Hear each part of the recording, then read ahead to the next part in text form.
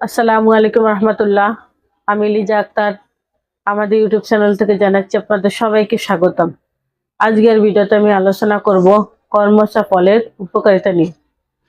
কর্মচা ফল আমাদের কি কি রোগের সমস্যা সমাধান করতে সাহায্য করে, আসুন আমরা জেনে নিই।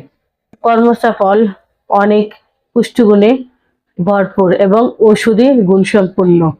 এই ফলে প্রচুর পরিমাণে ভিটামিন বি ও সি রয়েছে এবং ক্যালসিয়াম, আয়রন ও বিভিন্ন ধরনের অ্যান্টিঅক্সিডেন্ট রয়েছে, যা আমাদের বিভিন্ন ধরনের রোগ প্রতিরোধ করতে সাহায্য করে। কর্মচা ফলের প্রধান উপকারিতা হলো, কর্মচা ফলে প্রচুর পরিমাণে ফাইবার ও আঁশ রয়েছে, যা আমাদের হজম ক্ষমতা বাড়ায় এবং কোষ্ঠকাঠিন্য দূর করতে সাহায্য করে।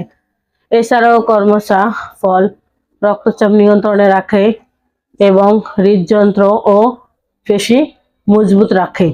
এছাড়াও কর্মচা ফল আয়রন সমৃদ্ধ হওয়ায় রক্তশূন্যতা রোগীদের জন্য অনেক উপকারী।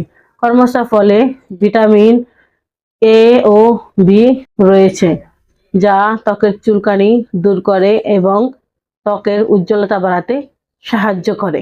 গবেষণায় দেখা গেছে কর্মচা ফল রক্ত শর্করা মাত্রা নিয়ন্ত্রণে রাখে, যা ডায়াবেটিস রোগীদের জন্য অনেক উপকারী। টক স্বাদের এই কর্মচা ফল আমাদের মুখের রুচি বাড়াতে সাহায্য করে।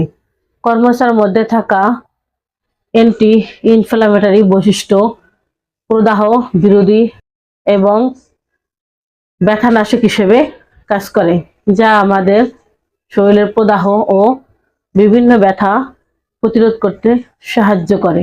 সতর্কতা: যাদের রক্তে পটাশিয়ামের মাত্রা বেশি, তাদের ক্ষেত্রে কর্মচা ফল খাওয়ার ক্ষেত্রে সতর্কতা থাকা উচিত।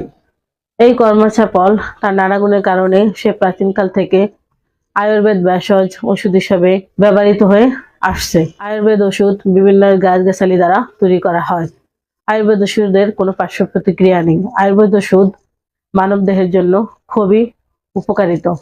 আয়ুর্বেদ চিকিৎসা নেই, নিজেও সুস্থ থাকি, পরিবারের সবাইকে সুস্থ রাখি। আমরা থ্যালাসেমিয়া বা রক্তশূন্যতা সহ সকল রোগের চিকিৎসা এবং ওষুধ দিয়ে থাকি। তাই যে কোনো রোগের এবং চিকিৎসার জন্য স্ক্রিনে দেওয়া ফোন নাম্বারে যোগাযোগ করুন অথবা আমাদের চেম্বারে চলে আসুন। আমাদের চেম্বারের ঠিকানা হলো কাউন্দিয়া বাজার, দিয়াবাড়ি ঘাট, ঢাকা মিরপুর 1। এত সময় আমাদের সাথে থাকার জন্য আপনাদের সবাইকে অসংখ্য ধন্যবাদ। আজ এ পর্যন্তই। সবাই ভালো থাকেন, সুস্থ থাকেন। দেখা হবে পরবর্তীতে নতুন কোনো ভিডিও নিয়ে। আসসালামু আলাইকুম রহমতুল্লাহ। আল্লাহ হাফেজ।